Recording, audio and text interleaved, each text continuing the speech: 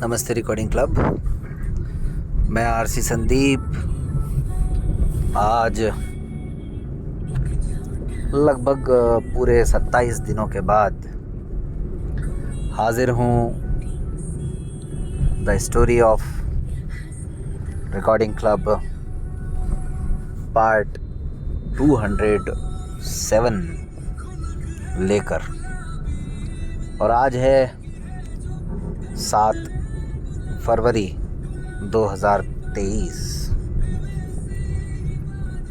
साथियों, आप सब जानते ही हैं, कोई नई बात नहीं है कि जब एक बार रूटीन टूट जाता है तो फिर दोबारा रूटीन को बनाने में बड़ी दिक्कत आती है। अंतिम बार मैं 11 जनवरी को the story of recording club के साथ आया था और उसके बाद में ये सोचा था कि करूँगा, लेकिन फिर मैं 12-13 तारीख के बाद थोड़ा बिज़ी हो गया। फिर सोचा मंडे आएगा तब करेंगे, वो मंडे भी निकल गया, नहीं कर पाया। मतलब कुल मिलाकर के जब भी सोचा करने के लिए तब नहीं कर पाया। इस बीच में बहुत कुछ नई घटनाएं भी घटित हुई, उसके बारे में लास्ट में बताऊंगा। लेकिन आज शुरू करते हैं कहानी। अंतिम बार जब मैं इस कहानी के साथ हाजिर हुआ था तो आप सबको मैं देवास कन्वेंशन से जुड़े हुए अनुभव बता रहा था। देवास कन्वेंशन रिकॉर्डिंग क्लब का तीसरा कन्वेंशन था और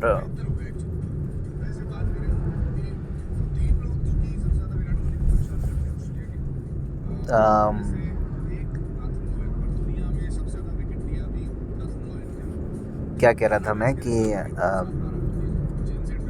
देवास कन्वेंशन चूँकि पहला ऐसा कन्वेंशन था जो राजस्थान से बाहर हो रहा था, तो रिस्क भी बहुत ज़्यादा थी हमारे लिए। जाहिर सी बात है, जहाँ के आप होते हैं वहाँ आपको थोड़ा कॉन्फिडेंस रहता है कि परिस्थितियाँ अनुकूल बनाई जा सकती हैं। लेकिन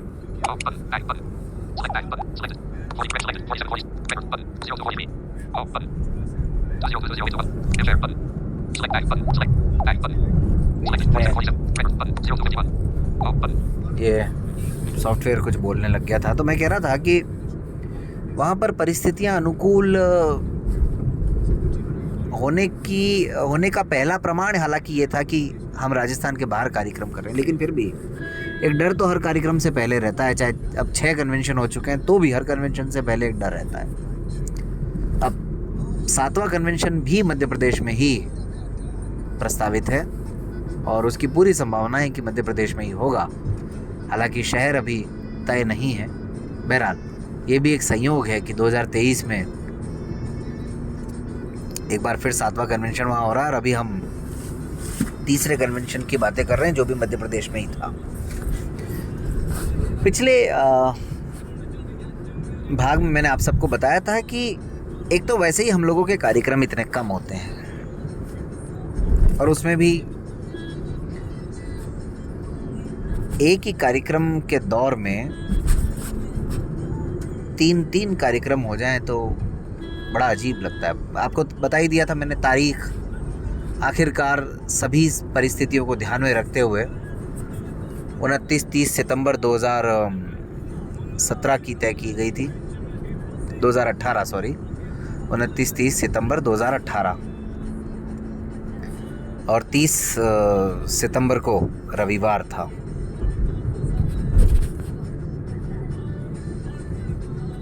कार्यक्रम जब करते हैं तो छुट्टियों का भी ध्यान रखना पड़ता है। जब हम लोग देवास कन्वेंशन की तैयारियां ही कर रहे थे तभी हमारे जयपुर में एक संस्था है, नाम मुझे ध्यान नहीं आ रहा, मेरे ख्याल में लुई ब्रेल संस्था या कोई, तो उनका फ़ोन आया कि ऐसे हम लोग प्रतियोगिता कोई आयोजित करने वाले हैं महिलाओं से संबंधित, उसमें आपका सहयोग चाहिए। मैंने कहा ज़रूर मिलेगा। तो तो उन्होंने कहा कि ठीक है, उसकी तारीख वगैरह जब तय हो जाएगी तो आपको बता दिया जाएगा। तो मुझे भी खुशी हुई कि चलो यार, कार्यक्रम हो रहा है, अगर अपन से कोई मदद चाहिए अपने लायक अगर कुछ उसमें हो सकता है तो ज़रूर अपन करेंगे ही करेंगे। फिर उनकी जब तारीख वगैरह तय हो गई तब तक हमारी भी तारीख तय हो गई थी। उनका दोबारा फ़ोन आया कि भाई हमारी तारीख हो गई है 29-30 सितंबर 2018 और हम संगीत प्रतियोगिता कर रहे हैं और आपकी मदद चाहिए, आपको आना भी है। मैंने कहा सर, आपसे एक आग्रह है, एक निवेदन है।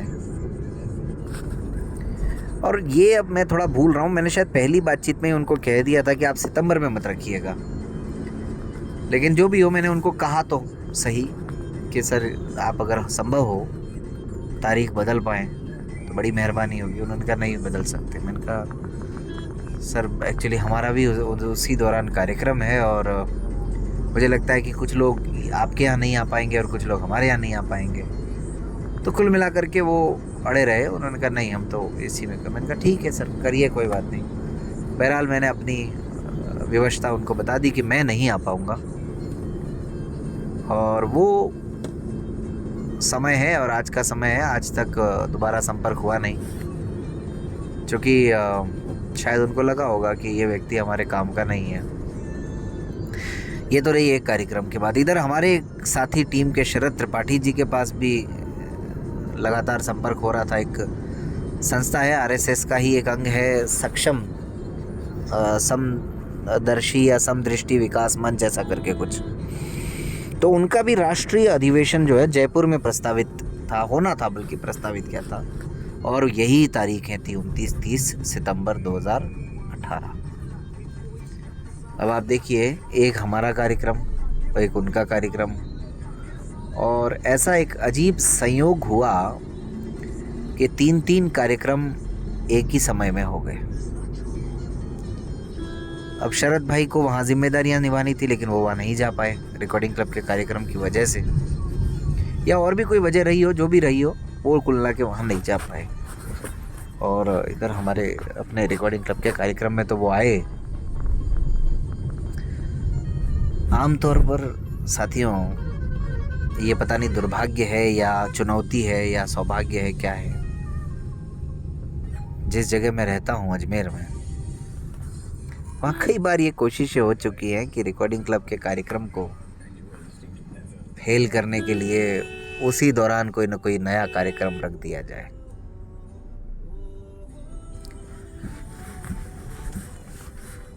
तो उसका कोई ख़ास फ़र्क पड़ा नहीं।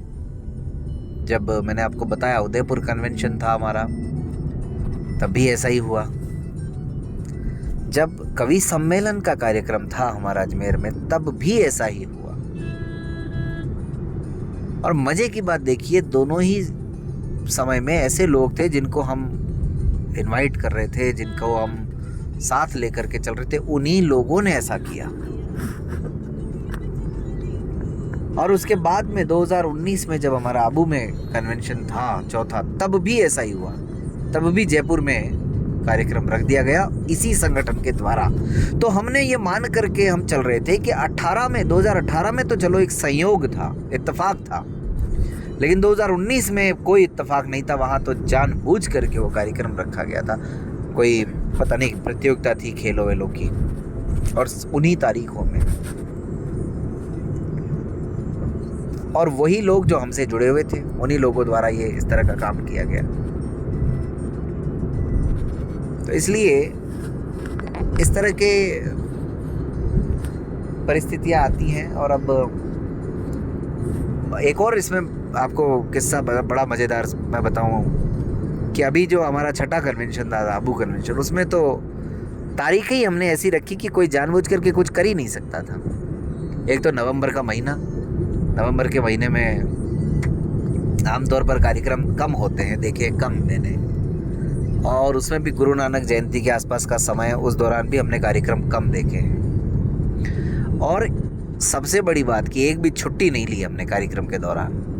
9 से 12 नवंबर तक कोई छुट्टी नहीं थी। हाँ, सेकेंड सैटरडे किसी के लिए हो सकता था, और 13 को संडे था, और 8 को गुरु नानक जयंती थी। अब ये प्रेरणा हमको मिली थी दाहोद कन्वेंशन से, जो हमारा 2021 में आयोजित किया। वहाँ भी ऐसा ही किया हमने, बस एक आध छुट्टी थी और बाकी छुट्टी नहीं थी। 18 से 20 तक था वो, तो 21 का शायद रविवार था और 19 का पता नहीं गुरु नानक जयंती थी, ऐसा कुछ था, और 20 का शनिवार था। तो उस दौरान भी कोई और कार्यक्रम नहीं हुआ। तो हमको लगा कि ये अब ऐसा ही हम प्रयोग करते रहते हैं, हम तारीखें ही ऐसी रखते हैं कि रखो भाई, किसको क्या रखना है, जो कुछ करना है कर लो। लेकिन अब स्थितियाँ ऐसी नहीं है। अब तो हमको पता है कि जो साथी हमारे यहाँ आने वाले होंगे वो आएंगे ही आएंगे। अब अनुभव भी हो गया, अब इसलिए हम छुट्टियों में भी कर सकते हैं, कोई दिक्कत वाली बात नहीं है उसमें।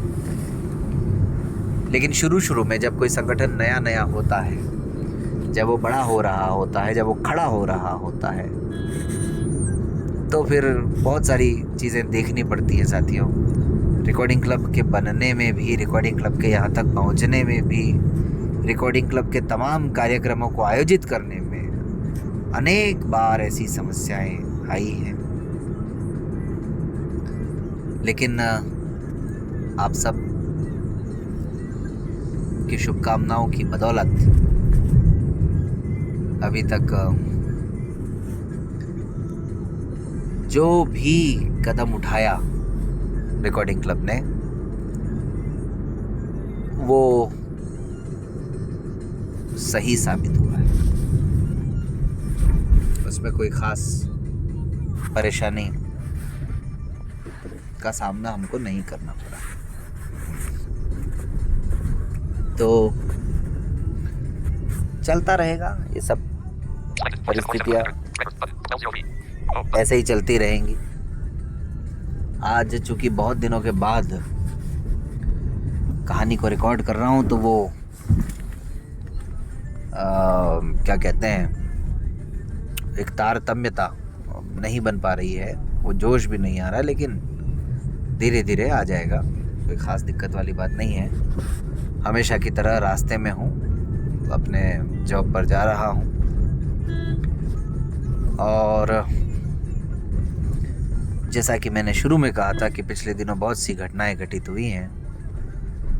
एक तो रिकॉर्डिंग क्लब को एक फ़ोन मिला है उपयोग में लाने के लिए हमारे मित्र शशि मंगल जी के द्वारा। वो IES इंडियन इंजीनियरिंग सर्विसेज में है, आजकल राजकोट में पोस्टेड है, राजकोट गुजरात। और इसके अतिरिक्त रिकॉर्डिंग क्लब ने एक छात्रावास की पहल भी आरंभ की है। चूँकि रिकॉर्डिंग क्लब का ऑफिस जहाँ है वहाँ हम किराया दे रहे हैं, और किराया दे रहे हैं तो हमको लगा कि इस जगह का जितना उपयोग किया जा सके उतना किया जाना चाहिए। तो वहाँ फ़िलहाल हमारे पास 4 लोगों को रखने की व्यवस्था है। 18 फरवरी तक हमने आप सबसे आवेदन आमंत्रित किए हैं। आप लोग उसके लिए फॉर्म भर सकते हैं। ऑनलाइन सर्वे हाट का एक लिंक है, वो सब जगह शेयर भी किया जा रहा है टेक्स्ट के साथ में, आप लोगों को ज़रूर मिला होगा। तो आप लोग उसको भरें। अभी तक 29 लोग अप्लाई कर चुके हैं और 19 फरवरी को हम जांच पड़ताल करेंगे कि कौन लोग इस दायरे में आ रहे हैं। अगर 4 से ज़्यादा लोग होते हैं उस क्राइटेरिया में, तो फिर कुछ सिलेक्शन प्रोसेस भी रखा जाएगा। अब वो देखते हैं क्या प्रोसेस होगा। इसके अतिरिक्त चूँकि 7 वर्ष पूरे हो रहे हैं रिकॉर्डिंग क्लब को, तो हम 7 दिवसीय उत्सव 2023 के नाम से कार्यक्रम का आयोजन भी करेंगे मई में, 20 से 26 मई तक। और उसमें प्रतियोगिताओं का आयोजन किया जाएगा। 7 ही संभवतः प्रतियोगिताएं होंगी और ये सभी प्रतियोगिताएं इंडोर होंगी। फिलहाल ये आयोजन कहाँ होगा ये तय नहीं है, भारत के किसी भी हिस्से में हो सकता है। लेकिन आप सब मानसिक रूप से तैयार रहिए। इसी महीने में, फरवरी में ही, हम उसके भी रजिस्ट्रेशन फॉर्म ओपन कर देंगे और आप लोगों को अप्लाई करना है। केवल विद्यार्थियों के लिए ही आयोजन रहेगा। संभवतः 2 वर्ग हम रखेंगे उसमें, जूनियर और सीनियर वर्ग। तो खैर, और जानकारियाँ इससे संबंधित आपको देते रहेंगे। आज तो कहानी अब समाप्त करता हूँ, और the story of recording club पर अपनी प्रतिक्रियाएं दीजिएगा। जो साथी देते हैं वो तो देते ही हैं, जो नहीं देते हैं अगर वो देंगे तो ज़्यादा खुशी होगी। और चलिए मिलते हैं फिर किसी और कहानी में।